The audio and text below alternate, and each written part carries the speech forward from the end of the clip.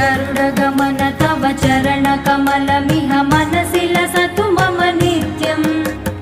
गरुडगमन तव चरणकमलमिह मनसि लसतु मम नित्यम्